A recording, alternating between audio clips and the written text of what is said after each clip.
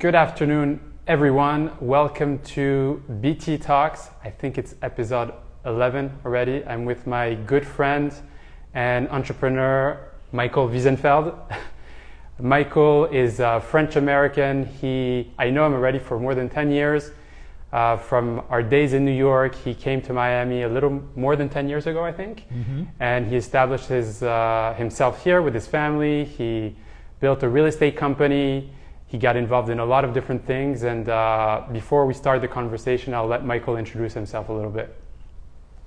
Okay, so I remember when we first met in New York at the Sofitel, I think it must have been like 2005, 2006. You were pitching me about that racing car. Yeah, the time where I was working with professional racing guys. Exactly. We were looking for sponsors and so on. I think it was like 2007. I was just finishing my master in sport business at NYU. So yeah, it's been a while that we've known each other. And your father was a tenant of mine at 99 John Street in Wall Street. I see a few people logging in. Thank you everybody for logging in. So forgot to mention also, we were very lucky to host my BT Talks in one of the beautiful lower penthouses here at Brickell Flatiron. So Michael, so tell us a little bit. It's really nice, and maybe if we have time, we'll give you a little quick tour of the unit. But Michael, tell us a little bit about how you got started in Miami and as an entrepreneur, because I know you're involved in a lot of things. Real estate, of course, but in a variety of things that you can tell a little bit, everyone, who you are and what you do. So in real estate in general, it was more like a hobby in New York. And when we moved to Miami in 2009, in the middle of the subprime crisis, my wife had a nice job in New York as a head of HR for a large PR firm, and she wanted to do something a little bit more flexible. I was involved with another business in market research, and so I asked her if she wanted to do that on a daily basis. And so that's basically how it started in 2010 or 2011. So the market was very gloomy here, but we had a year to study the market. Obviously, we didn't have a chance to study everything. Like, we missed out on Coconut Grove and Coral Gables because it was so depressed that coming from Manhattan already, Brickell was really the limit we could go to in terms of adjustment of the pace, the type of life, and so on. It was a drastic change, and business-wise at that time, most restaurants were closed, and it was pretty gloomy and not so interesting, I must say, at the beginning, 2009, 2010, and then starting 2011, things started to really change, and there was good timing for us because we had already established good relationship with developers, with brokers, and a lot of French people were looking at Miami as a cheap option to invest because the exchange rate back then, if my memory is correct, was in the 140, 142,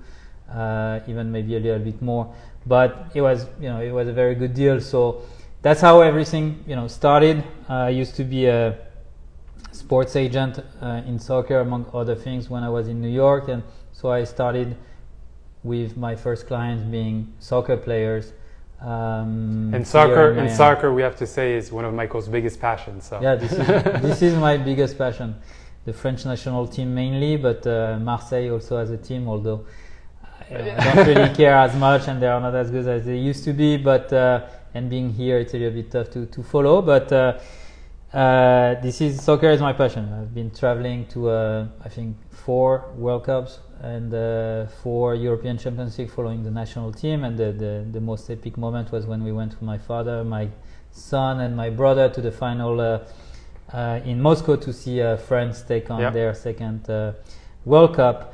I think it was July 15, 2018. So that's so you got started. So you got started with real estate with your soccer clients. Yes, and then it was word of mouth, and I at the beginning, we didn't really think about doing property management, and honestly, 2013, 14, even 2012, we were making a lot of deals, like a lot of agents here in the new developments, that we didn't really see the point. And you saw the evolution of the evolution of Miami and Brickell, because you moved to exactly. I will touch on that. So we've been developing the property management, which I'm happy we did, because today is in a time that is a little bit more difficult and harder to read. Property management is what brings an influx of money that is kind of known. But yes, we've seen it all. I mean, we moved from New York because all of our friends from New York in 2008 moved back to Europe because they were all employed in the financial sector, and they all get laid off and so on. So after 10 years in New York, we had no friends anymore, and we were like, where do we go? What's the point of being here and paying all these taxes and so on? And I remember one day we received like I guess the IRS letter, and I was like, wow, we're paying so much, and we don't know anyone, and it's pretty gloomy as well over there. Our daughter was just born, and my wife, having lived in Panama for a few years when she was young, she wanted to experience that with our daughter. So we looked at the map and we said, okay, LA would have been my favorite spot, I must say.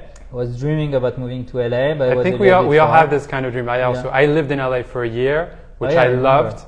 Obviously, it's a little far, but at the end, that's the thing. Yeah. So that's why we didn't do it. At the time, I really needed to be. Today, I wouldn't care that much, but at the time, I needed to have to be closer to Europe time-wise, and so we decided to move to Miami, and so we drove. It took a week. We almost stopped in Savannah, because we really like Savannah, and we were like, we didn't go to Miami with any specific reasons. None of us was hired, or we just went there just to change, and the idea was to go there for 2 years. So we kept our place in New York, in Williamsburg, and we still have it. But then within those 2 years, we started to see that, from very gloomy, so South Beach was terrible. And after 1 month, I said, I'm going to go back to New York. And a friend of mine from New York told me, you should check out Brickell Key. You're going to like it. Yeah, which is a fantastic place. I went to Brickell Key because Brickell was dead, was really depressing. But Brickell Key is like a small enclave, very family friendly, and it was very nice place to go back home to. So we went there, and then little by little, as I said, things have been changing in the right direction, and we started to read about projects like the Brickell City Center, billion-dollar projects. And unlike in a lot of countries where you read something and it happens eventually 20 years later, here it happened the quickly. Good thing about the US is that it happened 2 years later. And we really saw that that effervescence of things happening here, with more and more people coming and more life fueling Brickell. And Brickell was little by little really becoming the new center, the new heart of Miami. And it reminded us a little bit of the life that we had in the financial district in New York, but we were by the with water. With a different vibe, but not the same pace, obviously. But it was nice, not to see people in swimsuits and see people going to work. And then the restaurant, the first one I remember was Zuma, so everybody was crazy about Zuma. And for a year we were only going to eat at Zuma. And then you had Cipriani, and things started to become very interesting. And we decided to just stay and to not come back to New York. And I'm happy we stayed, and we were able to see the evolution. I don't know who is watching here. I'm sure there are a lot of people who have been here for a while, and the others are maybe new. But you have to think about the Brickell City Center.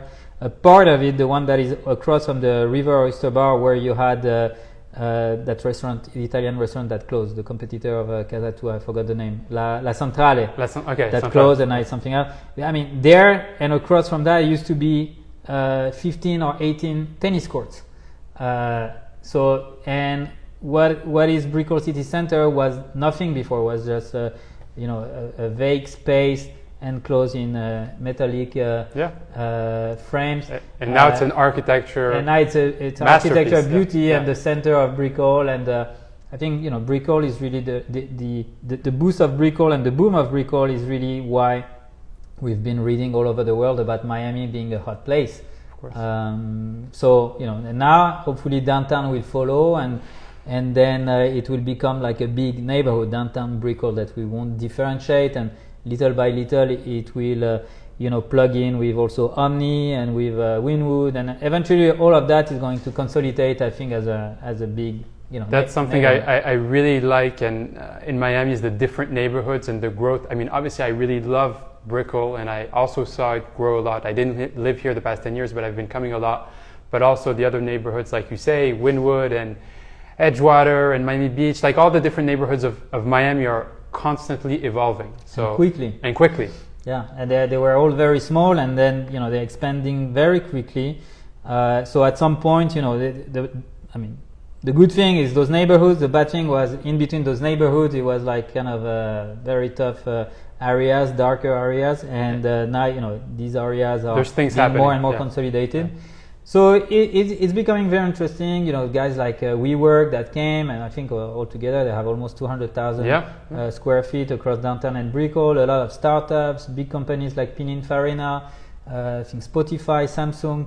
There are a lot of coming here. Hedge funds. I mean, a lot have been coming here, and it was exciting to have one or two at the time. But now it's, you have 10 new big companies are coming every month. So it's becoming more and more interesting, which makes me wonder how come the real estate has not, is not worth more in Brickell today. The inventory, but the demand is definitely there. So I'm very hopeful that in the next 10 years, whoever has bought between 2015 and today would be very happy, regardless of the price point. Sure. Obviously, if you bought in 2016, it's a little bit difficult today, but on a longer course, with a longer vision, it is the place to be, in my opinion. I moved to Coral Gables in March. I like it a lot, but it's very nice. It's a different neighborhood. So you lived in Brickell for 10 years, with 2 children.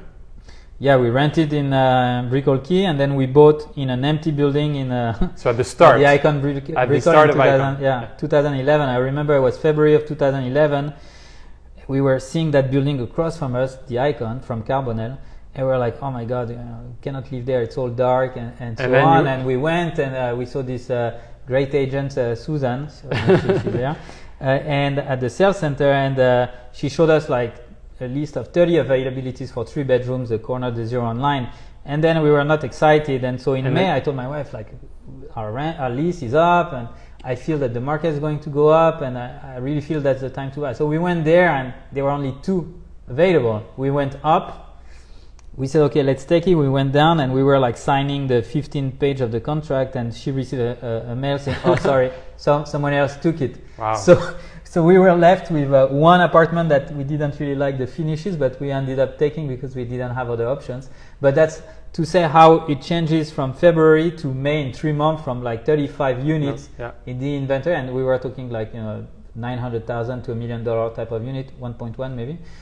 And they in 3 months everything changed. I think the first quarter to the second quarter of 2011. Yeah. So that's where we've been living. Growing up in Brickell with kids was tough because we had to drive 30 minutes, and now we are in Coral Gables. So how are you liking life in Coral Gables? No, it's nice. we went to be closer to the schools, and we arrived on March 5th. So they never had the chance to go to school so far with the COVID. But it's having kind of a lifesaver to move there, to be able to take your bike when we could take our bikes, to just be in your garden. It was nice. I think in an apartment would have been tough. I assume that. So I mean, you and your wife Zelda were both entrepreneurs, and there was this pandemic, and you were able to spend more time with your kids, which obviously which anyway we do spend a lot of time with our kids, so it didn't change much. But we're because that's something I truly always, since I know Michael, I always admire Michael and Zelda that are always spending quality time with their kids, and I think it's very important. I don't have kids yet, but I know that the time where I have some, I will definitely make sure to spend time with kids, because I think it's the best moments you can have. And they're also very active, They're so most of the time that we spend with them is actually through their athletics, activities, because they are very competitive in golf, soccer, and tennis. Emma plays tennis. And Max plays golf and soccer. Yeah. So as far as that, but we were spending some good times, biking, being at home, doing barbecues. I've never lived in a home in my life, so we're kind of. So that's a different experience. Meeting with the neighbors, while at Icon Brickell, I've never met any neighbors in 10 years, pretty much. Wow. So a couple, but So that was an interesting time to move there. We like it a lot. It's a different lifestyle. 15-20 minutes from Brickell. So you a few months ago, well, during the pandemic, you started something super cool. You started a company called Charity Guys, and you did 2 events, one in Miami, one in New York with David Guetta, who is your friend and client. Can you tell us about how this started and how you built up this business and just how it came up and what it takes to do something? Because putting together events like that is not simple. Prior to being in real estate, I was in event planning. I was organizing events for CEOs, entrepreneurs all over, and it's very time consuming. You need the right team. So Michael pulled that off and it worked out pretty well. So tell us a bit about that. Yeah, thanks. So it started, like everybody in March and April, I think, especially if you were in the real estate, I was seeing every day darker and darker and darker and having a hard time to sleep and wondering where we were going to be in June, in July, in December. And actually, I must say that we are in much better spot than I thought we were going to be. So that's a good thing. And one of those nights at 3 or 4 in the morning, I was like, okay, we have to stop thinking negatively. And we had tenants who were really in distress, and have to see how you can help. And so I was seeing those events. I think it was in Brickell, in one of the buildings, a DJ friend of mine who is also an agent, Enzo with Barnes. Salut Enzo. I'm actually seeing Enzo next week. And so he organized something with a DJ from a balcony, and I had a similar thought, but I never really materialized it. And one of these nights I said, why don't we do this plus that? And so I called David in the morning and his partner Jean-Charles. I called actually Jean-Charles, and I said, hey, why don't we do a live, but not just a live for the internet, not just a live from your people home, can actually a live where you have live people and also people online from all over the world. And so 2 spots, Paraíso, because actually David owns a penthouse there, and also Enzo did an event over there before, and my building, Icon. And I really like the Icon. I had that vision of being able to have those 3 buildings plus I think 7 or 8 buildings behind in Brickell Key. So it became like the waterfront with the drones to see all of Brickell, and the visuals from above of Brickell are much nicer than Edgewater. They are more complete. And I just had that vision. So I shared that with them. They loved it. David was here. Jean-Charles, his business partner, was in Ibiza or in France. People from Warner Music were in France. So you worked. Everybody was in France. But I was here alone, and I'm thankful that they gave me they believed in me and they let me. Enzo says hi. Tu vois, je sais que t'es là, donc je te salue toujours. Voilà, je crois qu'il est à Chicago. Voilà. Non, mais je sais qu'il suit un peu mon actualité. He follows everything. Enzo, I will watch yours next week. Yeah. And Enzo, who became a partner at Barnes, but we haven't talked about that. Yeah. And so I've started. I had the idea, and the event happened 1 week later. So between the idea and the event, it took 1 week. But when I had the idea, I thought it was just going to be David and his mixing tables and some speakers. And then we spoke with the city, and then we were, oh, wow. You put all the pieces together. Reaching out to the city, getting authorization with Miami PD, dealing with the building, which was easier because I used to live there and get along very well with Ramel, the concierge. I don't know if you see her, but if you see her, great. And James Baum, who is the managing director of the Icon community, who was great. And they understood the idea, and the Icon, I must say, was very professional. They have an army of people. They understood the event. They understood the vision, and the city of Miami, Christina from Miami DDA and some other people, they also understood the vision. So from one call in the morning, we had the approval in the same afternoon, while in New York it took about a month from the first call. So how long did it take to pull this together in Miami? 5 days? And in New York it took a month?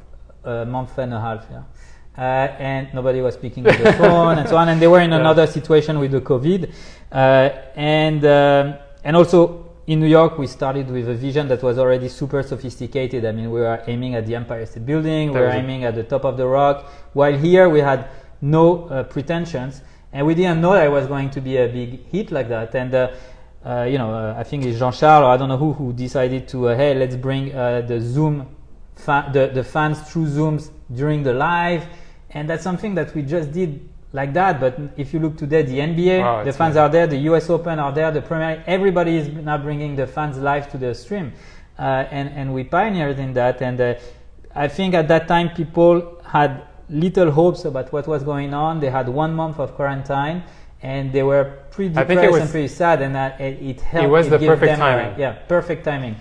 And we received thousands of emails, really thousands, which I responded to every one of people, saying, oh, I dance with my kids, I dance with my grandkids.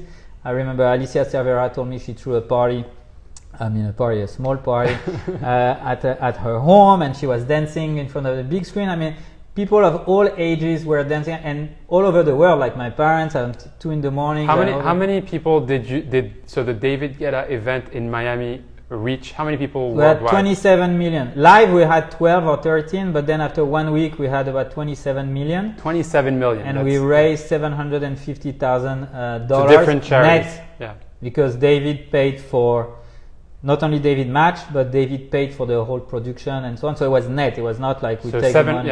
750. And in New York was very challenging. The day of, we started to have like 3,000 people down our hotel, because the only hotel opening was the Trump Hotel. So, and the riot started at the Trump Hotel. So that was another challenge another challenge. And the next day we learned that the event, they had the go to cancel the event 15 minutes before. They already canceled the helicopters, they canceled the drones. They asked us to redo the intro showing the Rockefeller Center because they didn't want anyone to know where it was. It was a big mess, and people, instead of watching the event, they were on CNN, because that was the first time ever that you had cars on fire in Soho and all that. It exists in Paris, this type of stuff, but it doesn't exist in New York, in Manhattan.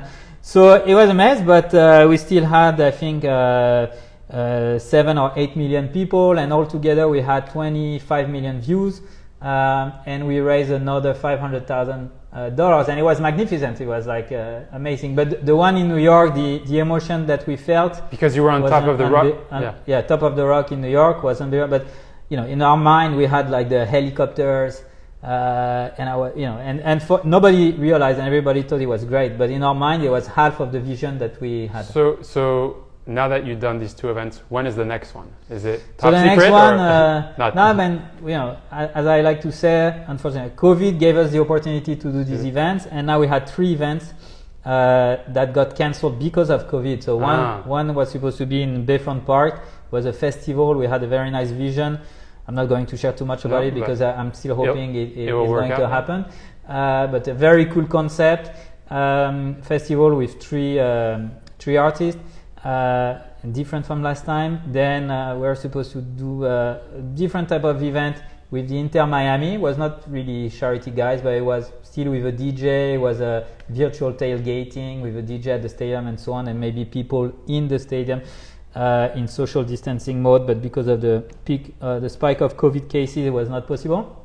And then another thing with, I cannot mention, a top guy in Wall Street who happened to be a DJ, and then because of some COVID cases in New York. So it's on hold. It will a lot of things are on hold, but the charity guys was created after the first event. The first event was just as if you were a DJ. I was saying, hey, why don't we do that at the pool at the Icon, and maybe some people are going to watch from their balconies. But that person was David Guetta.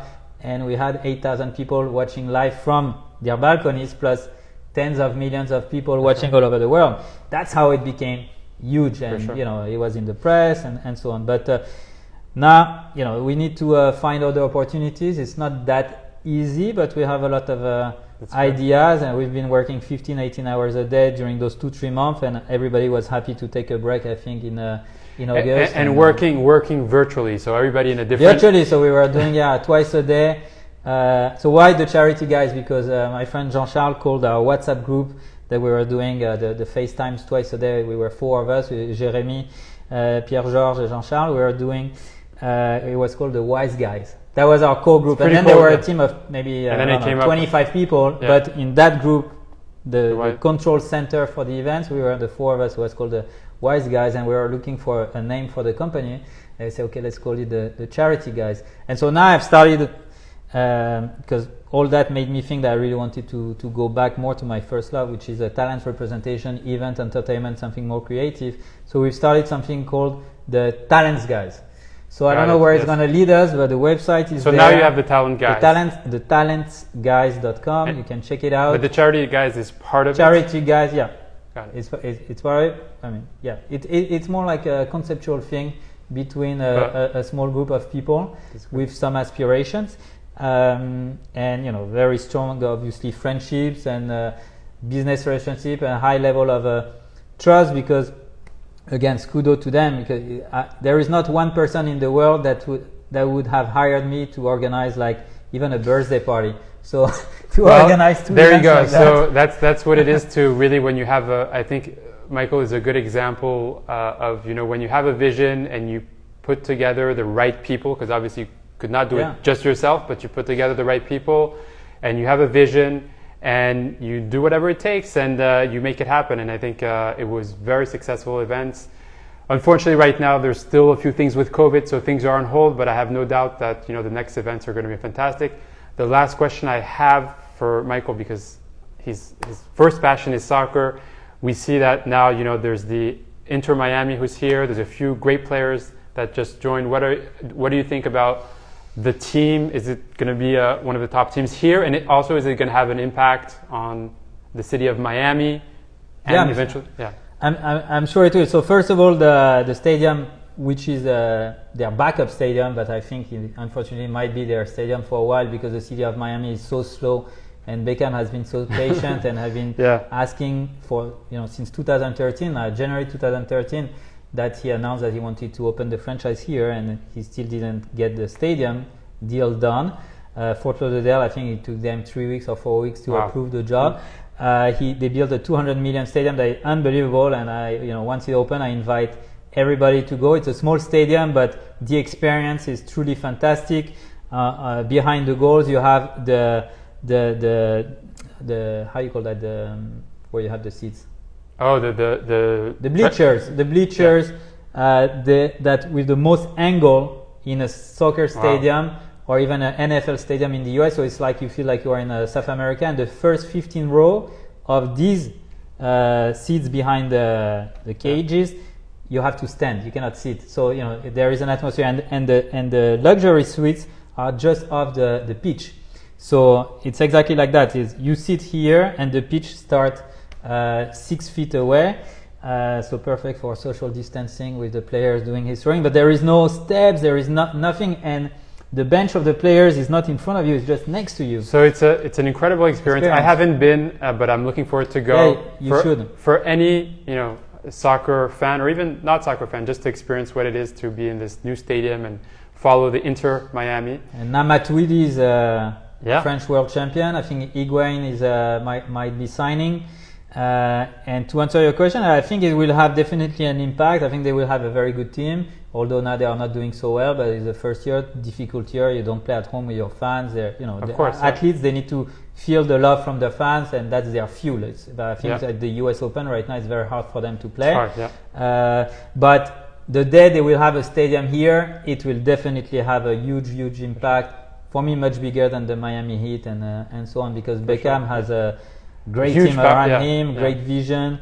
He's patient, and he's not just there for the money. He's really there for the love of the game. Yeah, he's a very passionate guy, and that's also one of the reasons he brought this franchise here, and he's patient with everything that's going on. Super patient. So, thanks everybody who tuned in. Thank you, Michael, for being a fantastic guest here. Thank you, guys. If you have any questions, feel free to message us. All things real estate or Miami, or even sports or events, you can reach out to us. And until next time, have a great weekend. Thank you. Thank you, guys.